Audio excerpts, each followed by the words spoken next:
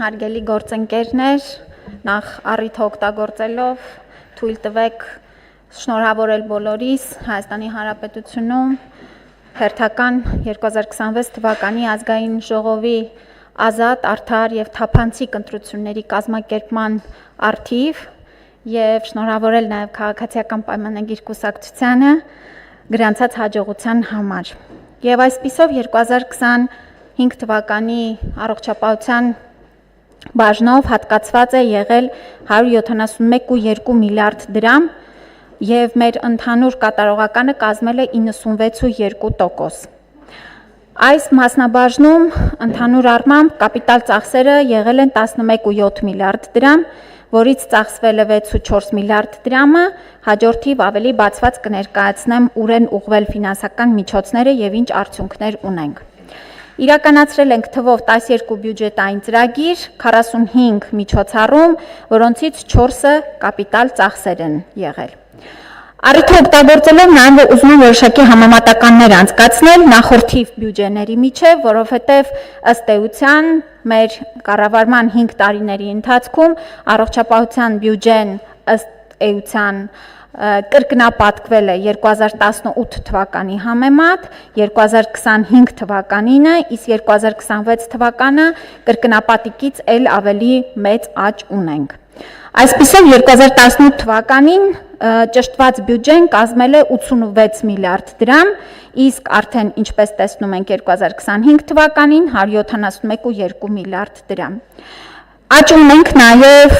2024 թվականին, այն եղել է 167.8 միլիարդ դրամ եւ այստեղ էլ տարեց տարի ֆինանսական միջոցների աճը ուղղվել են թե կապիտալ ծախսերի մեծացմանը եւ թե մեր քաղաքականության առողջապահության ոլորտում տարմանը եւ մեր քաղաքացիների առողջության մասին հոգ տանելուն։ Ուզում եմ նաև ընդգծել, որ մեր կողմից տարվող քաղաքականության արդյունքում Հայաստանի Հանրապետությունում 2024 թվականին գրանցվել է մինչ այդ վիճակագրական ընդհանրապես բոլոր տվյալների համատեքստում ամենաբարձր կյանքի միջին տևողության ցուցանիշը 78.6 տարեկան, որը մեզ համար կարծում եմ բավական մեծ ձեռքբերում է եւ մենք շարունակելու ենք մեր ներդրումները մարդկային կապիտալի, այդ թվում նաեւ առողջության մեջ եւ սա արդեն իսկ շատ մեծ ձևով հետ է վերադառնում մեր քաղաքացիների թե կյանքի որակի եւ թե կյանքի երկարության վրա։ Պետք է ընդգծեմ, որ 2025 թվականը եղել է առողջության համընդհանուր ապահովագրության նախապատրաստական ամենաբուռն տարին եւ մենք միասին 2025 թվականի ավարտին ընդունեցինք առողջության համընդհանուր ապահովագրության օրենսդրական փաթեթը, դրանից հետո կառավարությունը հաստատեց ենթաօրենսդրական ակտերը եւ մենք 2026 թվականի հունվարի 1-ից սկսեցինք արդեն համակարգի գործարկումը։ Ուրախ եմ նաև արձանագրելու, որ առողջության համընդհանուր ապահովագրությունը, որը բավական բազմաշերտ, դժվար եւ երկար սպասված բարեփոխում էր, արդեն իսկ կարելի է ասել, որ հաջողության պատմություն է եւ վերջին 6 ամիսների ընթացքում մենք ականատես ենք մեր քաղաքացիների գոհունակությանը, շնորհակալությանը եւ մեր քաղաքականությունը շարունակվելու է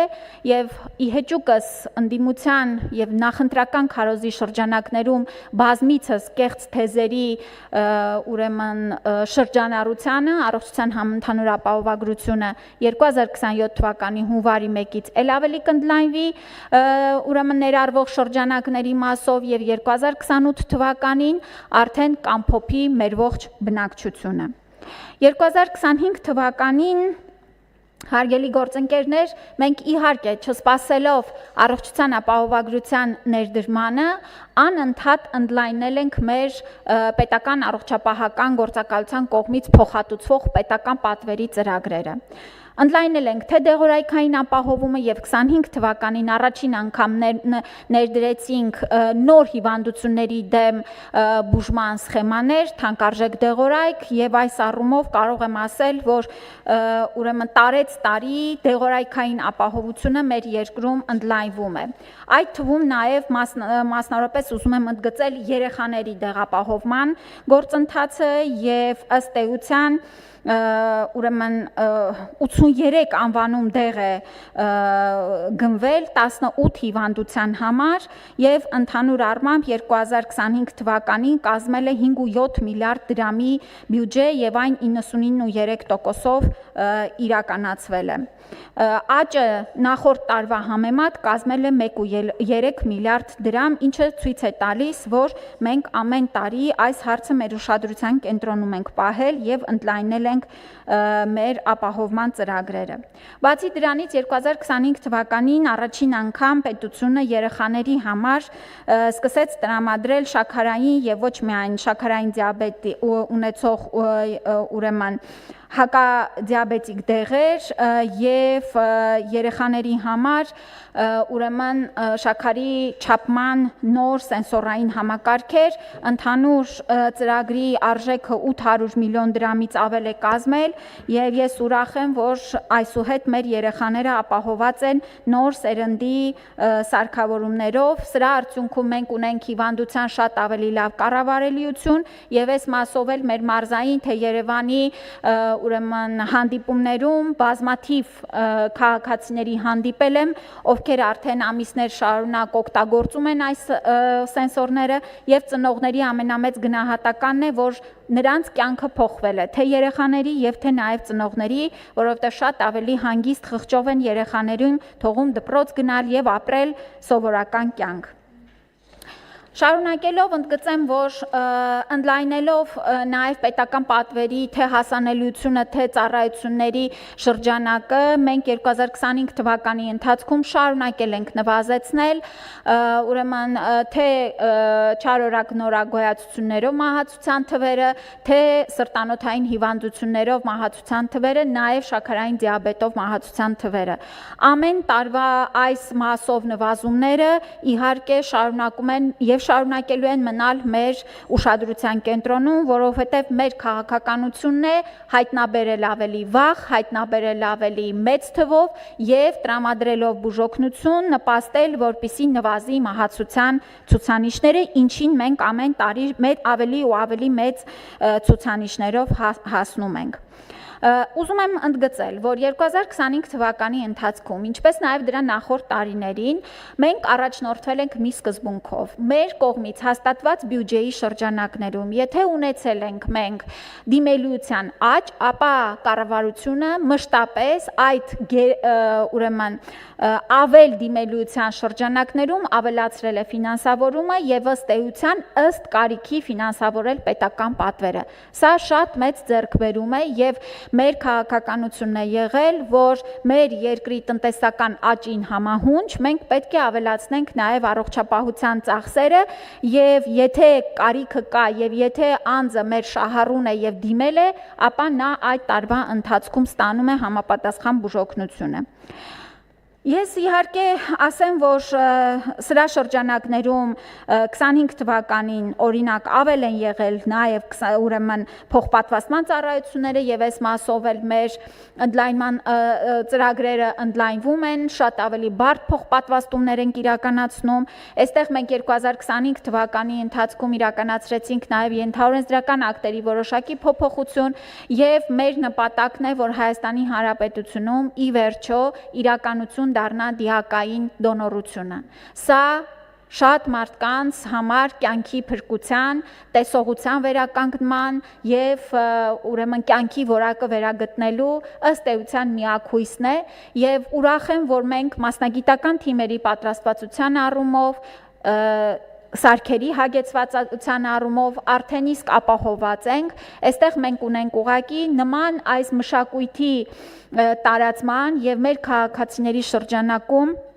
հարազատի կողմից թույլտվության այսպես դեպքերը եւ պիտի շարունակենք նաեւ իրազեկման աշխատանքները, որ մեր երկրում նման ծառայությունները եւս հավասանելի լինեն եւ մեր քաղաքացիները ստիպված չլինել գնան այլ երկրներ, որպիսի ունենան օրինակ երիկամի կամ եղջերաթաղանթի փոխպատվաստման հնարավորություն։ Սոցիալապես անապահով եւ հատուկ խմբերում ընդգրկվածների համար տրամադրվող բուժօգնության ծավալները եւս մեծացել են։ Ես շեշտադրում անեմ, որ այս մասով մեր ապահովագրության շահառուների շրջանակում ընդգրկվել են հաշմանդամություն ունեցող բոլոր անձինք, այսինքն անկախ հաշմանդամության կարգաթվից, առաջին, երկրորդ, երրորդ կարգից, մեր բոլոր հաշմանդամություն ունեցող անձինք ընդգրկվել են պետության կողմից փոխհատուցվող առողջության ապահովագրության շրջանակներում եւ սա էլ ըստ էության առաջին անգամ վերացրել է այդ տարընկալումները եւ ինչ որ առումով աղճատված մոտեցումը, որ խմբին ինչ ծառայություններ են հասնում։ Բացի դրանից պիտի նշեմ, որ անապահովության 28 միավորից ավել ունեցող ընտանիքի անդամները եւս ներառված են պետության կողմից ապահովագրվածների շարքում եւ սա էլ կարեւորագույն սոցիալական պարտավորություն է, երաշխիք է, որը պետությունը կառավարությունը տրամադրում է։ Բայց իհարկե մենք բոլորս հասկանում ենք, որ ամենամեծ խմբերը դրանք մինչև 18 տարեկան երեխաներն են եւ 65+ տարիքի անձինք են, ովքեր 26 թվականի հունվարի 1-ից ապահովագրվել են պետության կողմից եւ այսօր 100 հազարավոր մեր քաղաքացիներ, ովքեր որ նախորդիվ նման հնարավորություն չեն ունեցել դեղորայքային ապահովության, բժշկական ծառայությունների հասանելիության, այսուհետ կարողանում են այս ծառայություններից օգտվել եւ մենք ունենալու ենք սրա արդյունքում թե հաշմանդամության կրճատում, թե կյանքի տևողության երկարում եւ իհարկե կյանքի որակի բարելավում։ Չասած, որ սա նաեւ ընդհանուր առմամբ մեր բոլոր ընտանիքների համար ֆինանսական բեռի շատ մեծ թեթևացում է եւ մեզ ուղղվող շնորհակալությունների շարքում մեծ են նաեւ միջին տարիքի անձանց կողմից, որովհետեւ նրանք էին ըստ էության ֆինանսական բեռը կրողները։ Ուրախությամբ պետք է նշեմ, որ 2025 թվականին նաև ուրեմն երբ մենք միասին քննարկում էինք 200,000 դրամից ավել աշխատավարձ ստացողներին եւ նրանց ներառեցինք մեր ապահովագրության որպես շահառուներ, վարչապետի գլխավորությամբ եւ մեր ընդհանուր քաղաքական թիմի կոչն էր, որ մեր տնտեսվարողները հնարավորինս վերանայեն աշխատավարձերը եւ ըստ էության բոլոր այն չգրանցված հատվածը եւս դառնա գրանցված աշխատավարձ եւ մեր քաղաքացիները այս երաշխիքից օգտվելու հնարավորություն ունենան եւ ես ուրախությամբ նշեմ, որ այս 200,000 դրամից ավել աշխատավարձ ստացողների թիվը վերջին 5 ամիսների ընթացքում էականորեն մեծացել է եւ սա էլ ապահովագրության նաեւ դրական կողմնակի ազդեցություններից մեկն է լինելու։ Ընդհանուր առմամբ անդրադառնամ նաև կապիտալ շինարարություններին, որովհետև սրանք եւս չափազանց կարևոր ուղղություն են։ Պետք է ասեմ, որ մենք շարունակաբար վերանայել ենք նաև մեր կապիտալ շինարարությունների ուղղությունները, այն առումով, որ հրաժարվել ենք վերակառուցումների այլևս մոտեցումից եւ անցել ենք միայն նոր ուրեմն բժշկական կենտրոններ կառուցելու քաղաքականությանը, որովհետև մեր ըստ էության կուտակած փորձը եւ ծախս արդյունավետության գնահատականը հուշում է, որ այլևս նախորդիվ կառուցված շենքերը, անգամ եթե դրանք չունեն սեյսմականության խնդիր, դրանք վերակառուցման արդյունքում չեն ունենում այն նոր ստանդարտներին համահունչ միջավայրը, որը մենք ուզում ենք։ Եվ ըստ էության այս քաղաքականության փոփոխության արդյունքում նաև որոշակի վերանայումներ են արվել մեր պոլիկլինիկաների ուրեմն շարքում եւ այս առումով է, որ մեր կապիտալ շինարարությունների կատարողականը 2025 թվականին որոշակի ուրեմն մաս ունի չկատարված, ես ուզում եմ վստահեցնել, որ 2026 թվականի ընթացքում թե կապիտալ շինարարությունների եւ թե վերազինման աշխատանքները ուրեմն տեմպով ընթանում են եւ կառավարության ծրագրով խոստացված 50 առողջապահական կազմակերպություն ունենալու ծրագիրը մինչեւ տարվա մենք ըստ էության իրականացնելու ենք։ Պիտի նշեմ, որ նախորդ տարիվա ավարտին մենք, եթե կհիշեք, մարզային բժշկական կենտրոններ առողջապահության նախարարության ենթակայության տակ գալուց հետո գնահատեցինք նաև մեր բժշկական կենտրոնների սարքավորումներով հագեցվածության կարիքները եւ կենտրոնացված գնումներ իրականացրեցինք, այս մասով արդեն իսկ ուրեմն 10 մամոգրաֆիկ սարքավորումների գնման գործընթացն է հաջողությամբ ավարտվել եւ 4-ը արդեն տեղադրման ընթացքում են, հաջորդ 6-ը եւս առաջիկայում կտեղադրվեն, կոլոնոսկոպեր եւ հաջորդիվ այլ սկրինինգային ծրագրերում անհրաժեշտություն իրենցից ներկայացնող բազմաթիվ սարքավորումներ գնվել են կառավարության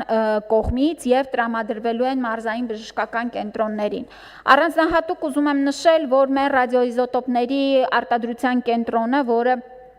ըստ էության մեր կառավարության շնորհիվ վերագործարկվեց եւ այսօր հաջողությամբ աշխատում է եւ ապահովում է Հայաստանում ճարագայթային բուժօգնության գրեթե ողջ սպեկտրը, եւս կառավարության